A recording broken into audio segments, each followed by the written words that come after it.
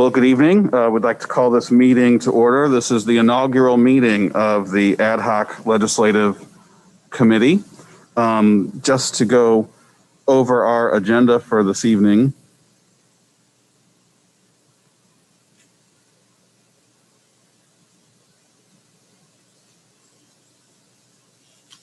There we go. We're going to start with introductions of the members of the committee who are here tonight. We want to go over a little bit about why we are here and what the purpose of this committee is to be over the next few months. We want to review the legislative platform and the priorities from last year, going over some of the legislation that we saw introduced, discussing about what this committee can do to look forward to the next legislative session. Also to talk about our advocacy agenda and our advocacy tools that we have. If we don't mind, just because this is a committee where we don't always have the same people, if we could just go around the room and introduce yourself. We'll start over with Mr. Clemens, and if you want to introduce Dr. Charles as well.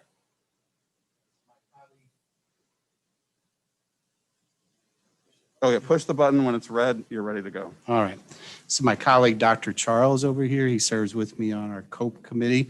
My name is Byron Clemens. I am the co-chair of our Committee on Political Education and on the executive board of our union.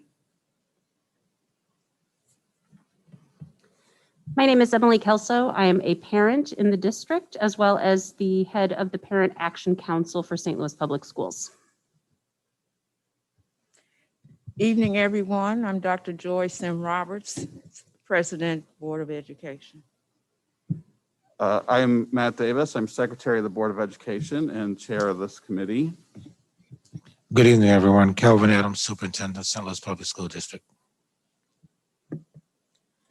Good evening, everyone. It's an honor to be here. My name is Nicole Williams. I'm the new Chief of Staff to Dr. Adams in the St. Louis Public Schools.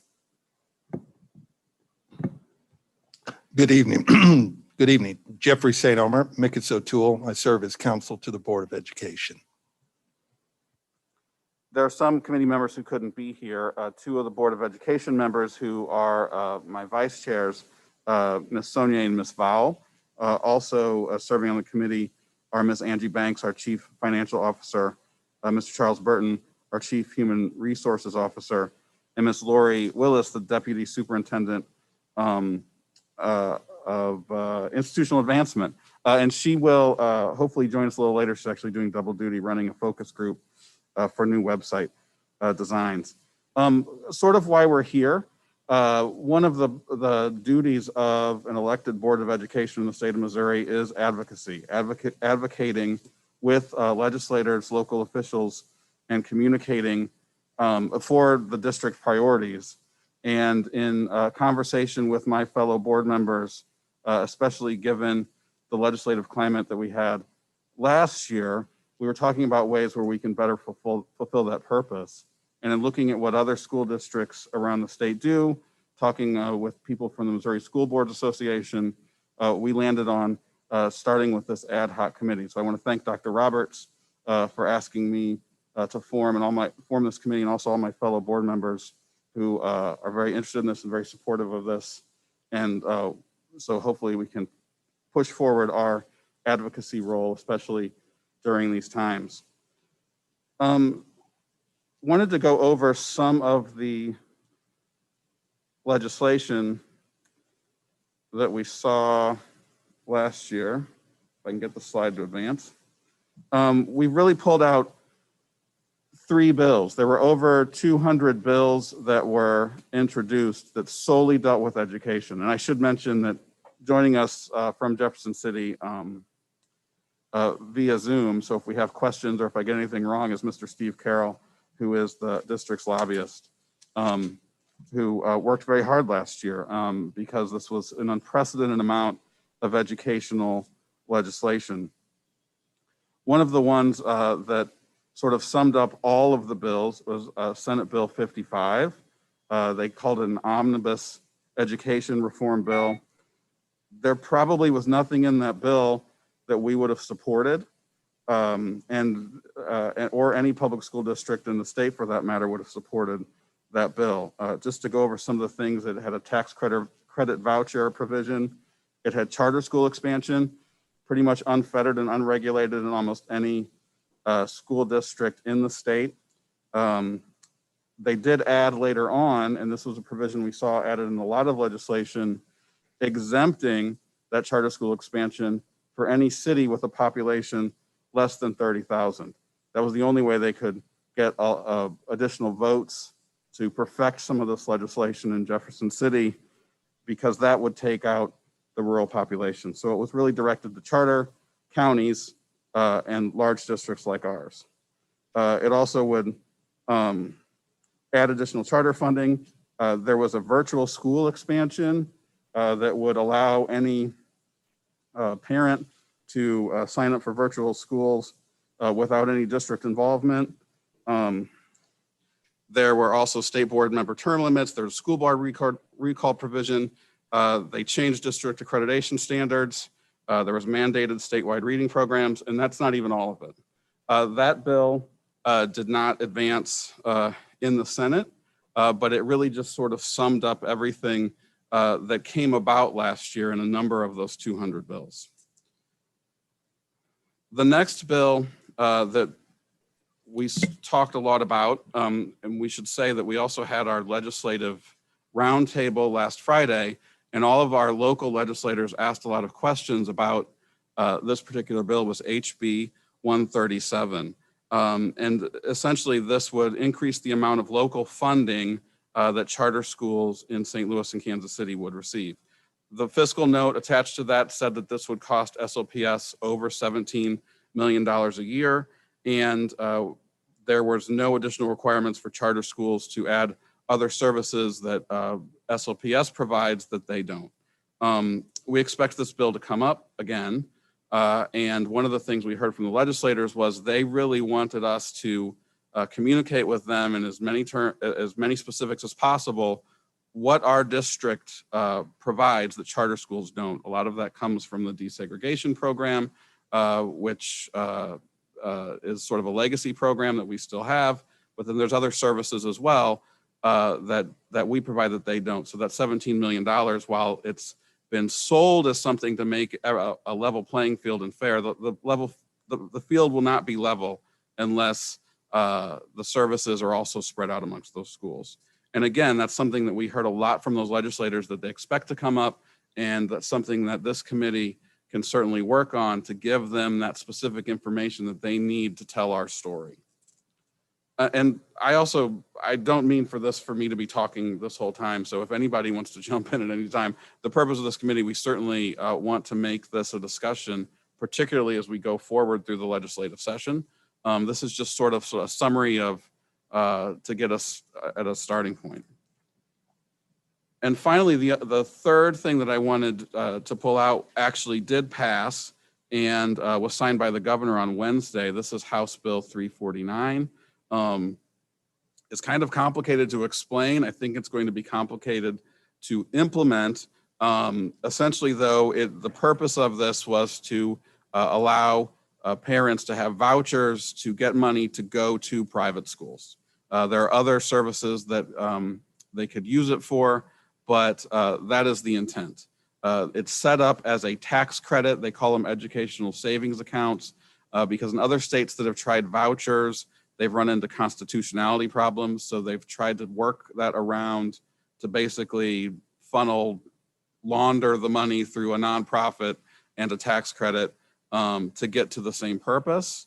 So there also could be constitutional challenges as this goes forward. But essentially, it provides $6,375 in an educational scholarship account. There is priorities for students with IEPs, for students there's an income cap to it, but it's a pretty high income cap. But it can be used for any private school. It can also be used for out-of-district tuition if someone went to a neighboring tuition. It can be used for things like tutoring as well. The total cost to the state is going to be at some point up to $50 million. And you would expect that if the state is encumbered with $50 million coming out of the tax rolls that's dedicated to education, that's going to be taken out at some point from education funding, even though at this point it isn't. But that would be the expectation. And again, this does not apply to rural communities. That's how they got this passed, and it has been signed. Does anybody want to add anything about the big three that we've had? And Steve, if you're there, feel free to jump in if I got anything incorrect. Yeah, Mr. Chairman, this is Steve. So what do we do? How do we approach this? On our next slide is a document that was produced by Mr. Carroll's office. This is the legislative platform that was passed by the Board of Education every year, generally in October. Mr. Chairman? Carroll and works on this with Dr. Adams and his team and presents to the Board of Education the legislative platform. These are the key legislative priorities for the Board of Education. You can see there's a lot of things that we would support, and then there are items that we oppose. That Mr. process Chairman? is going to go on the same way. This year, we'll expect to have a document like this produced in October. I would, though, like this committee to sort of weigh in on some of these things. One of the things I'm going to ask at the end of the meeting is for everybody on this committee, if you have additional ideas that you don't see encompassed in here, to let me know and email me, and we'll pass that on to Mr. Carroll, and they can work that in to this if that's appropriate. The other thing I think, though, for the purposes of this committee, these are a lot of things. These are general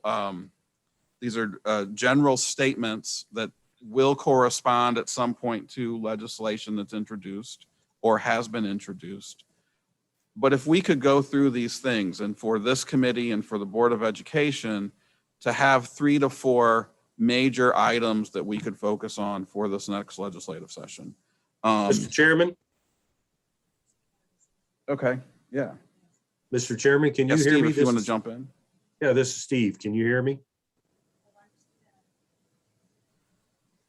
Hello?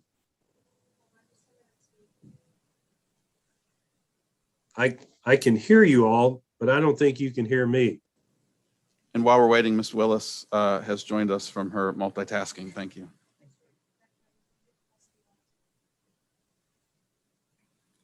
I think Cheryl's trying to fix me here so you can hear me.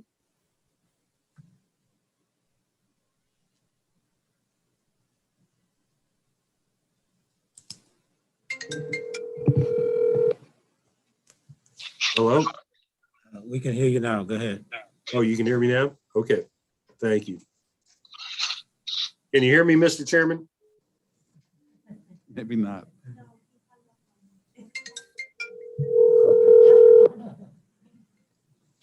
Hello? You're on your phone. We can hear you on the phone. So Oh, okay, yeah, I'm on the computer, but you can't hear me on the computer? apparently not. So you can start speaking now. Okay, Mr. Chairman, can you hear me now? I can, yeah, go ahead, Steve.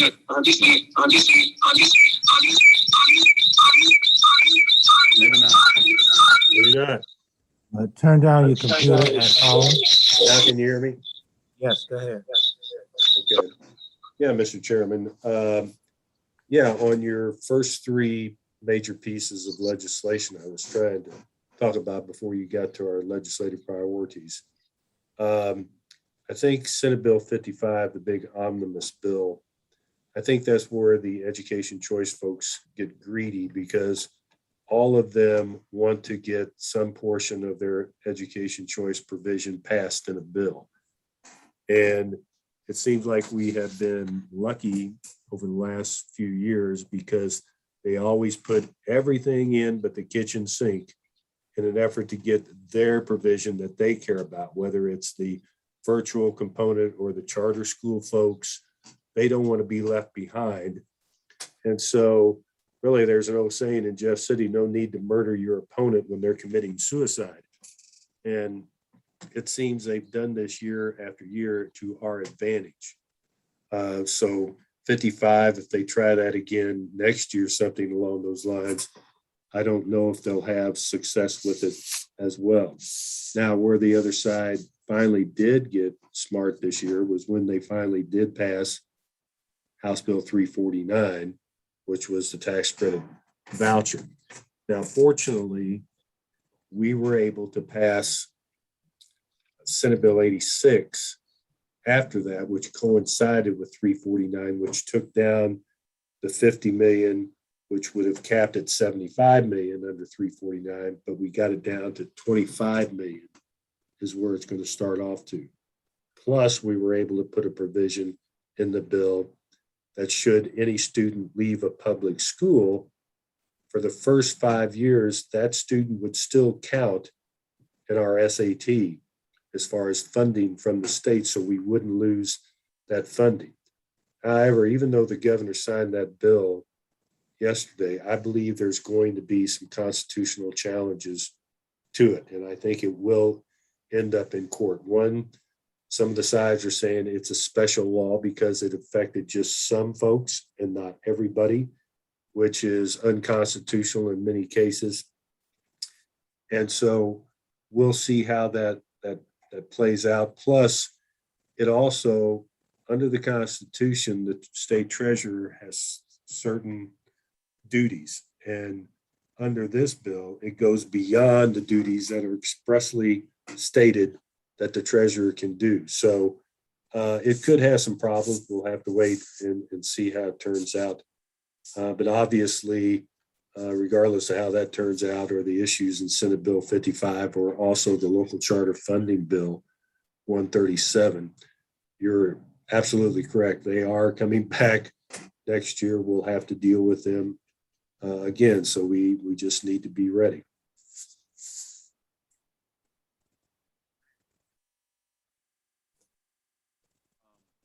And so leading into that, what we were sort of discussing is if this committee, if we have a larger discussion about our priorities, because obviously we don't know what to expect. Well, we know what to expect, but we don't know when and how or how it's going to be packaged. But we need to take an opportunity to tell our story and to get things out there that are important to us rather than always just playing defense. And obviously there's a lot to play defense about. And even if really realistically, the things that we have priorities for has zero resonance in Jefferson City at this point, we know that they'll have resonance with our community. We have an obligation as the school board to advocate for those things. So going to priorities. So that's going to be the homework for our next meeting. Is for everyone to sort of sort through this list, and then we can start a discussion about what we can do for adoption or priorities. I'm looking at this list. I certainly don't want to put a thumb on the scale, but there are two things that jumped out. The first one to go over in a second, and I'm pointing these out for a category of things that I think that we could focus on and be proactive. But if you go over down like the fifth one, or on the second column, or proactive measures of state legislation that will reduce violence against our children.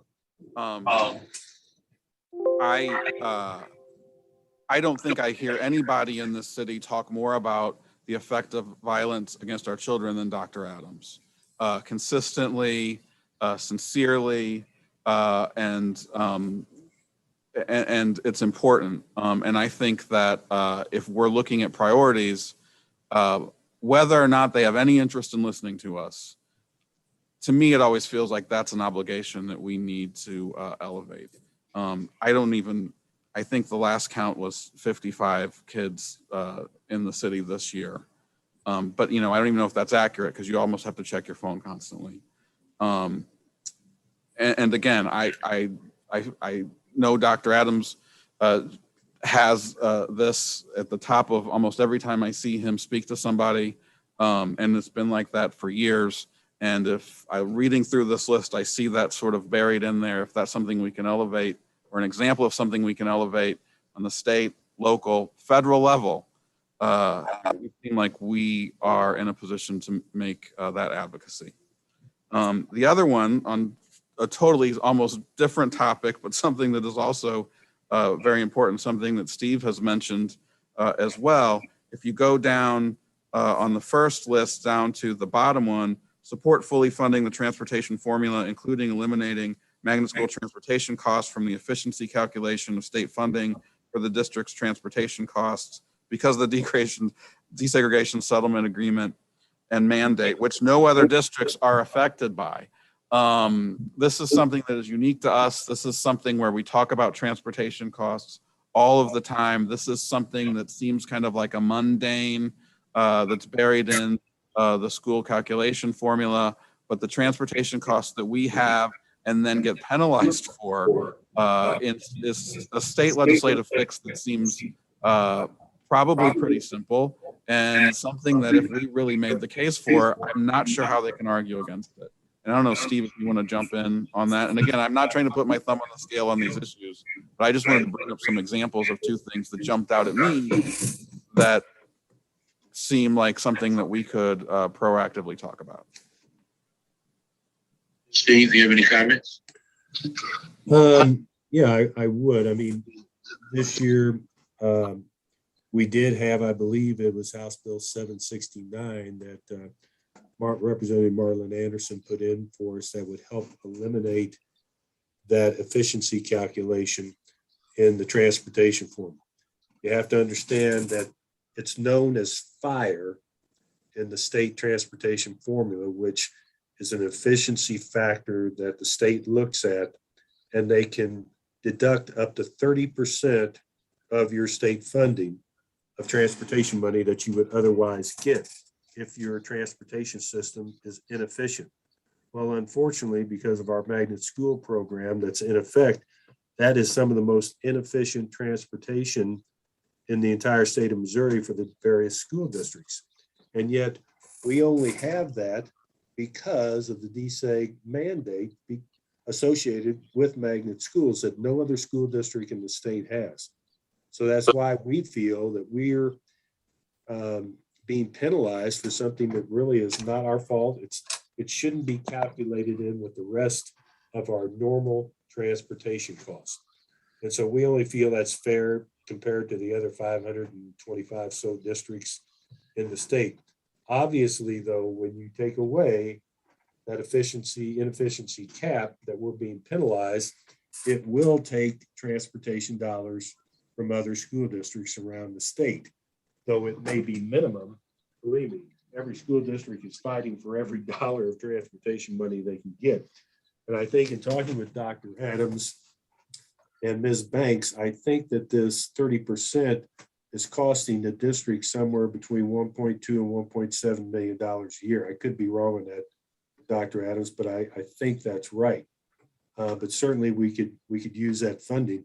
Not to mention that the state of Missouri is currently underfunding our transportation for school districts in the state by about $220 million. So every little bit helps. So I think that I have talked with Representative Peter Meredith. I also even talked with the sponsor, Representative Doug Ritchie, who sponsored the local funding charter bill, stating that he does believe we are correct. We shouldn't be penalized. And he even stated that he would help us next year to try to take away that inefficiency. So I really think that's important to keep in our legislative package, since we're the only district in the state that really gets hit with that. So, and I certainly agree with the chairman that to be as proactive as we can with any local measures or state legislation that can help reduce violence against our children. Obviously, unfortunately, we have a current legislature and its makeup that strongly supports the Second Amendment rights and doesn't want to do anything to address gun violence. And that makes it very difficult with some of the things that I think some legislators, certainly from the city, would like to get done. But that doesn't mean that we don't continue to try as a district, because it certainly is affecting the children that we want to serve. So that's all I got to say on that, Mr. Chairman, or I'll be happy to answer any questions. Thank you. Yeah, and again, I don't want to put my thumb on the scale, but these are just two examples of things, if you dig into this document, that have a lot of importance, that can be something proactive that we could advocate for. There are absolutely other ones, and the purpose going over the months as we go through will be to flesh this out, discuss this, come up with an approach, and see what would be the best. Turning to local priorities as well. The Board of Education has set some local priorities. In particular, back in February, passed a resolution to address these. And just to go over those really quickly, we have asked the Board of Aldermen to pass a resolution supporting a pause on new school openings. I'll talk a little bit about that in a second.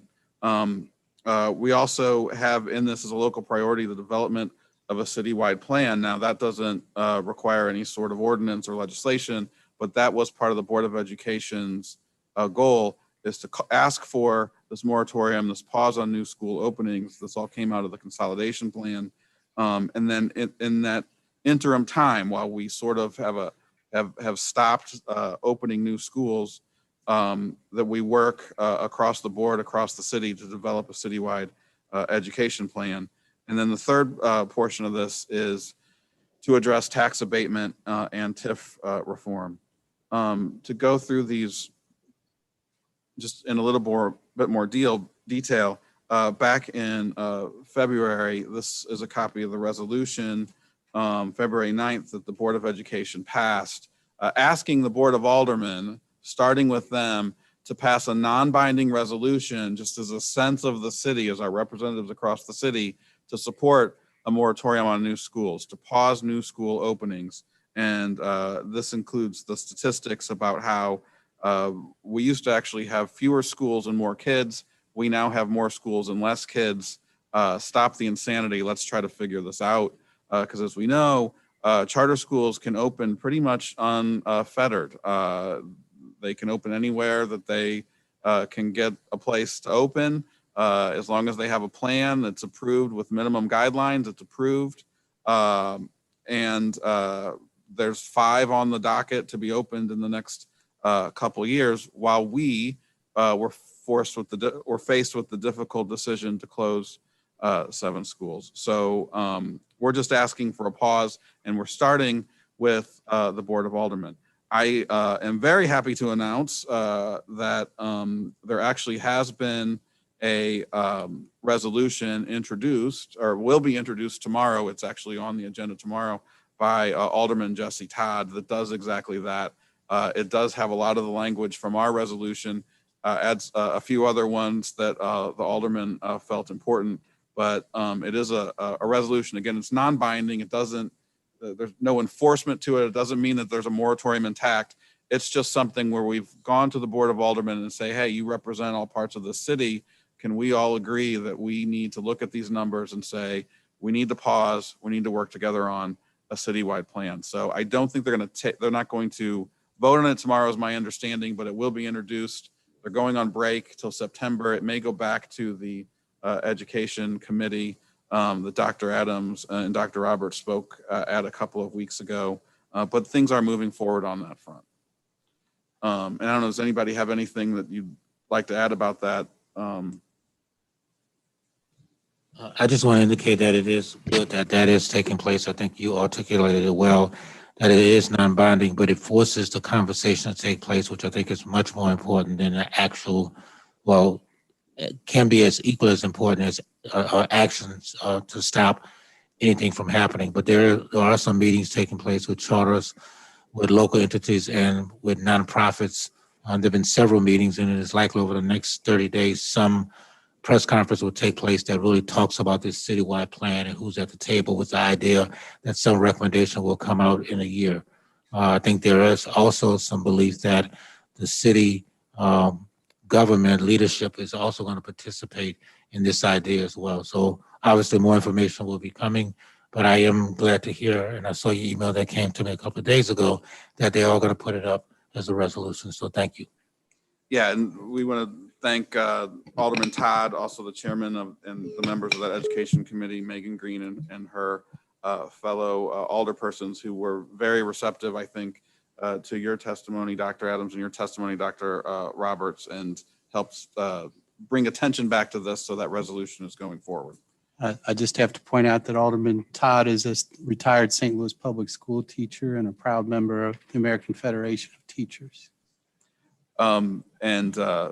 That's why we asked him, and that's why he said yes.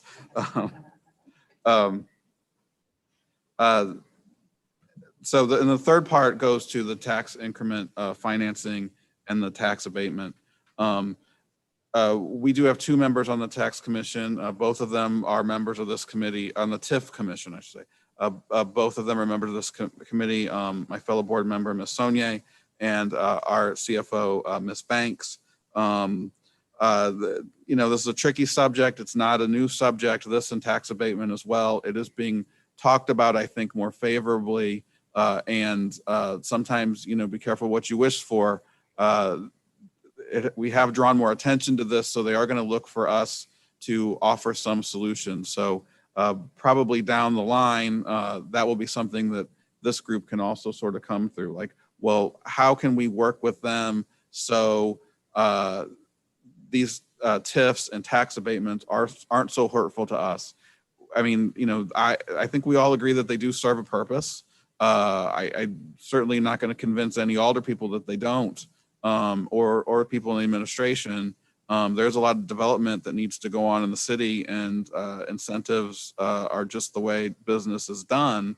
But it's done at our expense so many times. So how can we work together with them on that? There have been different solutions as well, but talking to people at the Board of Aldermen, they're like, okay, we're listening. What do you want us to do? So we'll need to use this group to sort of help lead that discussion as well.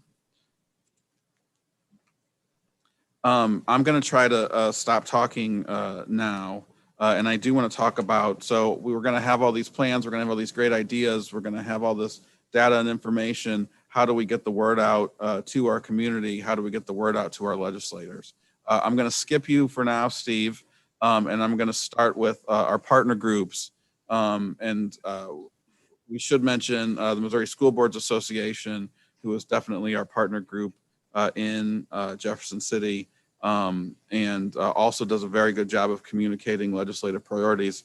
I mean, we have unique legislative priorities, so they won't necessarily weigh in on those, but when it is public education in general, they're a great ally and are also present. But I'll turn it over to you, Mr. Clemens, to talk about what AFT and labor does in conjunction with the district. I want to say this is refreshing that we've called this meeting together, that we can work together on this. This was an unprecedented year for so many reasons with the pandemic that impacted on all of us and the state legislature. In the past, as Mr. Carroll mentioned, we had dodged the bullet several times, particularly when they overloaded omnibus bills and tried to put so many things in it that helped our cause of public education. But this year, it took everything, all of our advocacy, parents groups, surrogate groups, all working together with the district. And one of the key items is I did a lot of legwork up there in Jefferson City, finding out that, you know, a team of 10 lobbyists working for one of the groups in opposition to public schools were not telling the truth about representing Dr. Adams' position or the St. Louis School Board position, saying that we were in favor of some of these bills like HB 137. Also, it's refreshing to me that our national union is getting us to work together with our local affiliate in Kansas City so we can be more on the same page.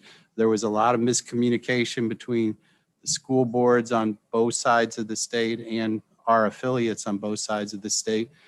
But when we came together and worked together as a group with the parents, you know, being able to make a phone call or make a social media post or go back to our members and having that immediate response, and Dr. Adams' testimony on HB 137 on the Senate side was key to dispel the misinformation. So unfortunately, some legislators will read a lot and go through a lot of information. Other times, our side, our team needs talking points, you know, bullet points that are easy to understand. But when Dr. Adams undermined really carefully HB 137's basic premise that this is money due to charter schools, and our major talking point on that is it was in litigation, and why would you meddle in something that's still in the courts? So I look forward to it. I also see the direction I think we agree with, that we should move in and have a positive agenda of things that we can agree on. When I look back on that page of recommendations, in the second column, the one right behind the one you mentioned, support legislation to reduce homelessness for our school children in the city, which will improve stability in their education, strengthen families while improving the neighborhoods. In addition, look at various property tax abatement issues and the underlying consequences of accruing delinquent property taxes and its effect on city taxpayers and property owners. I think that's a key one.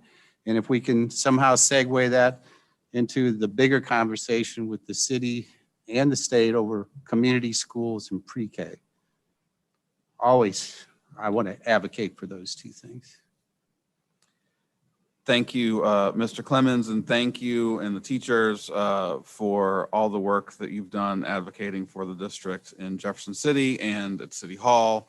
We heard from the legislators that we met with that the presence of AFT, MNEA, the teachers unions have a voice in Jefferson City, and you guys do a great job of advocating for students, not only here, but across the state. So thank you.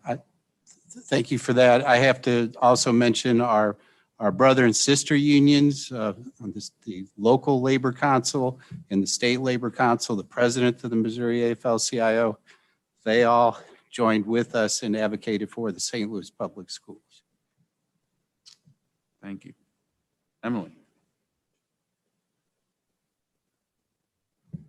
Unhook my mask from my earring real quick. Thank you very much, Matt, Mr. Chairman, for the opportunity to speak to you tonight about the work of parents in advocacy, especially at the state level. I am fairly new to my role as the head of the Parent Action Council, taking over from Miss Addie Bond from Mason, who did a wonderful job leading this organization. And those are some big shoes to fill. One of the things that I bring to the table, though, to the Parent Action Council is a true desire to see advocacy be a centerpiece of the work that the PAC does. It's something that I think is crucially important to harness parent voices and caregiver voices in this conversation. And so the opportunity to be a part of this committee aligns very closely with the work I had already intended to do with the Parent Action Council, and I'm really excited to be a part of that. Two things strike me as I'm listening to what it is that we're talking about here. The first one is how crucially important it's going to be to communicate to parents exactly what is happening at all of these different levels and how they can be involved. That is something that I view as the responsibility of the PAC, the Parent Action Council. And let me be clear, when I say Parent Action Council, and this might be more for the benefit of anybody watching, I don't just mean biological parents. I mean literally any caregiver of a child in St. Louis Public Schools. If you're a foster parent, an extended family member, a family friend, if you have a child that you care about in this district, you are a part of this work and you are a part of the PAC. We don't really have a better word for it. So parents just encompasses all of that at this moment, but nobody is excluded from that work. Communication to those folks who have children in this district is vital, and that's work that the PAC is doing right now to identify parent leaders and community leaders who can help us spread that word.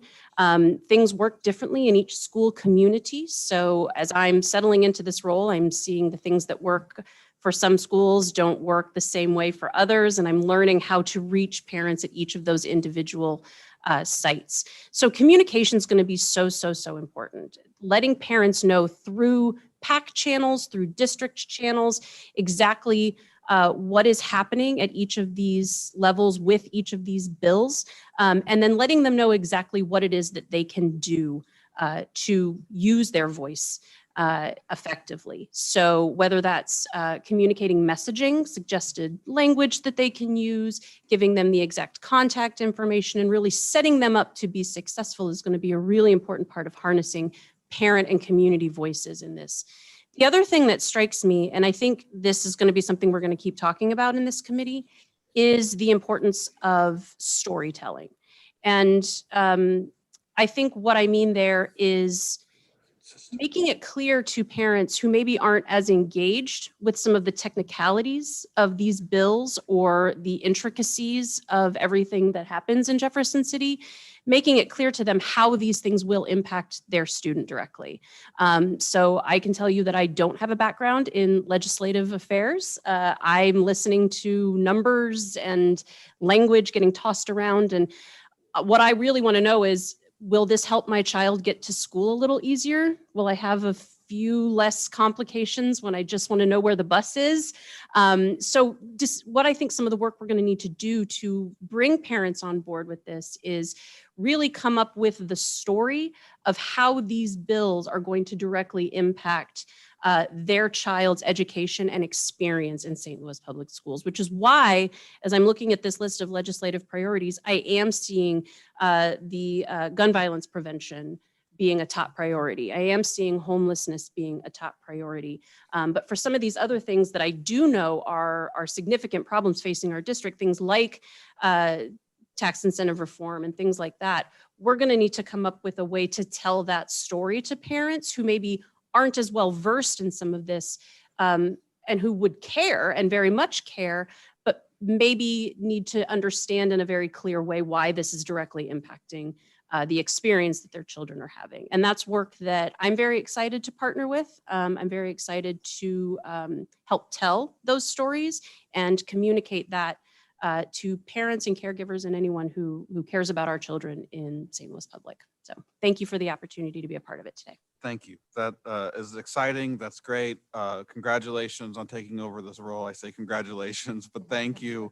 And I know, I mean, we've already started working on this. I mean, when we were in the last weeks, I know you helped engage parents to just on a totally purely grassroots level, hey, this legislation is bad. It affects our district in a very negative way.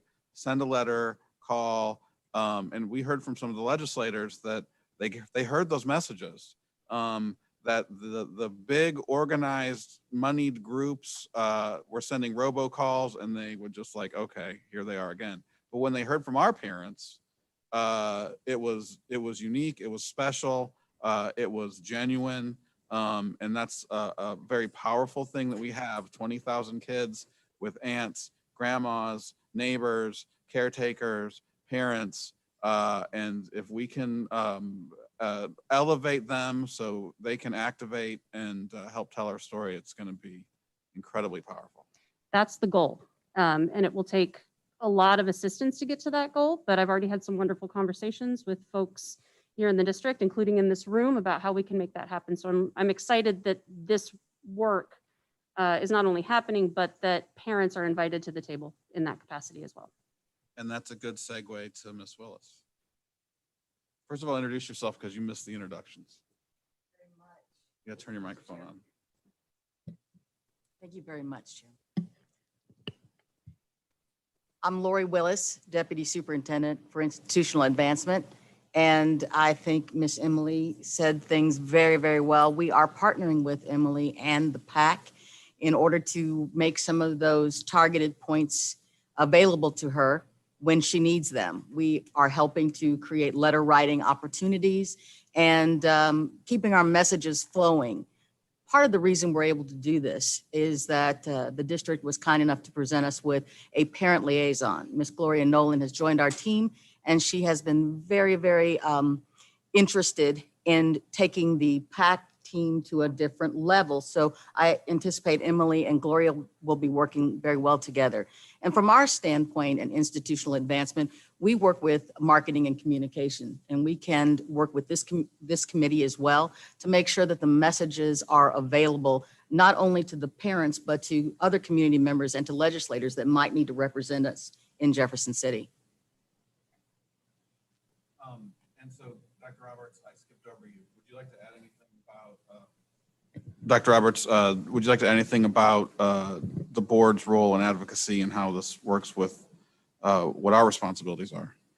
Well, Matt, I'm in full agreement with two things. The focus of advocacy, but we want to expand that so that it includes not only the board and the district, not only the PAC, but also, as you said, Emily, our parents and students as well. Advocacy is a community effort, and we want to arm them with the storytelling and the details that they need to move the needle. And the priorities that have been shared today are crucial and critical, and we do want to narrow it down so that we're not all over the place. And the two that have been identified have a domino effect. So if we can impact those two, I think we have a head start on moving forward. So thank you. Thank you. That concludes my agenda. This was just an introductory meeting to sort of go over the priorities and focus. Are there any questions or anything that anybody else wants to add? Well, seeing none, sorry. I just Matt? want to, once again, want to thank you for holding this and starting this path forward. Thank you. It's very exciting and new for us. Mr. Carroll. Yes, Mr. Chairman. Yeah, I really appreciate you and the board putting this together and everybody joining us tonight. You know, I've been involved in Missouri state government and politics for 40 years now. I got involved in it before I even got out of college. And so the state capitol is basically my second home, and I've represented the St. Louis Public Schools for 25 years now, and I kind of live and breathe the St. Louis Public Schools. And to the Parents Action Council, I'm very happy that you're going to take a very, very active role. And should the board or Dr. Adams suggest that I do so, I would be happy to meet with the Parents Action Council and the members if you found that helpful, and try to give you a little Missouri legislative process 101, if you'll have it, to maybe better help you understand the process in Jeff City and how that can help the district with you getting involved and interacting with legislators. So I'd be happy to do that. I appreciate Local 420 and everything that they did this last legislative session. I know that they work really hard on our behalf in Jeff City. I enjoyed working with them down there as well. But we've got a busy legislative session coming up. I believe next year again, it's going to be an election year. It's going to be a different type of legislative session, so we have to be prepared for it. So, but again, Mr. Chairman, just happy to help in any way that I can. I certainly have enjoyed these last 25 years and look forward to a few more. So, Mr. Chair, I just want to remind the committee as well as the public who might be listening, the board is also looking locally at the same kind of effort. And there is a municipal governmental liaison position that has been advertised. That there's a RFP out that closes in the next 7 to 8 days. The board likely will be bringing on someone in the next 30 days prior to the alderman coming back that will exclusively focus on the city of St. Louis. And so I just want to remind the public of that as well. But the board has been aggressive in terms of not only looking at creating this committee, but also creating the opportunity for additional support such that we have someone advocating at the city level or the local level as well as at the state level, which Mr. Carroll is as well. So I just want to put that out there as well. Thank you. No, I appreciate that, Dr. Adams. That's an important point because there's 28 aldermen, there's a mayor's office, there's lots of departments. All of them interact with our students at some point, and to really have somebody who can focus on that and coordinating those partnerships and getting our message out is something I'm glad that the board is pursuing. Just our next steps, the charge of this committee is that we are going to meet monthly. I think that would put our next meeting on August the 18th. That's very close to school starting time, so if that's a bad time, we can look to move that. But that will be our plan, is to meet monthly, and then if things heat up at the end of the legislative session, we have the opportunity to have more frequent meetings if the need arises for those discussions. Yes, ma'am. Quick question. So the plan is to continue meeting on the third Thursday? If that works, that would be the plan. That would be the Oh, I'm sorry. I was looking at the wrong the one. 19th of August. That runs into the PAC schedule. PAC meets on the third Thursday. Well, we of can each work month it as out. well. It's Yeah, not a set just time. wanted to let you know. We'll work that out, but generally speaking, around that week. All right. Well, thank you very much. With that, this meeting is adjourned.